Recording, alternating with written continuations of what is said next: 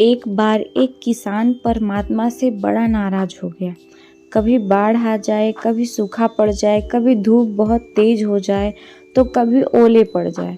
हर बार कुछ न कुछ कारण की वजह से उसकी फसल थोड़ी खराब हो जाती थी।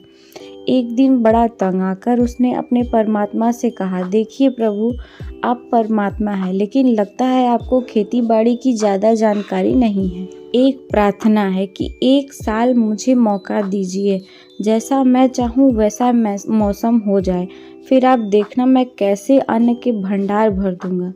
परमात्मा मुस्कुराए और कहा, ठीक है, जैसे तुम कहोगे वैसा ही मौसम दूंगा मैं दखल नहीं करूंगा। किसान ने गेहूं की फसल बोई। जब धूप चाही तब धूप मिल गया, जब पानी चाहा तब पानी मिल गया। तेज धूप, ओले, बाढ़ आदि तो उसने आने ही नहीं दिए। समय के साथ साथ फसल बढ़ी और किसान की खुशी भी ठिकाना नहीं रहा, क्योंकि ऐसी फसल तो आज तक कभी हुई ही नहीं थी। किसान ने मन ही मन सोचा, अब पता चलेगा परमात्मा को कि फसल कैसे उगाते हैं।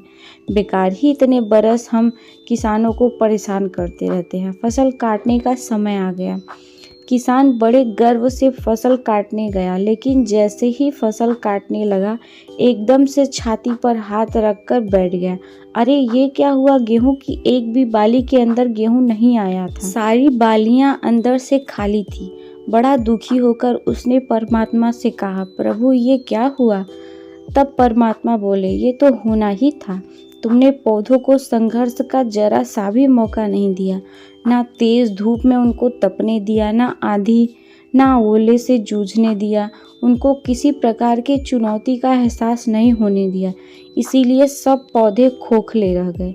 जब आंधी आती है, तेज बारिश होती है, ओले गिरते हैं, तब पौधा अपना अस्तित्व बचाने का संघर्ष करता है, और इस संघर्ष से जो बल पैदा होता है वो ही उसे शक्ति देता है, ऊर्जा देती है, जिसकी वजह से उसके अंदर नए बीज पैदा होते हैं।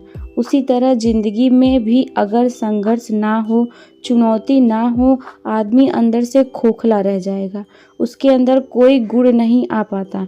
ये चुनौतियां ही जो मनुष्य के अंदर ऊर्जा पैदा करती है, उसे जीने का, कुछ सिखाने का मकसद देती है, हर दिन एक नया काम देती है। सोचो अगर ये सब न हो तो जिंदगी कैसी होगी। इसीलिए चुनौतियों से डरो या भागो नहीं, बल्कि उनसे कुछ नया सीखने की कोशिश करो।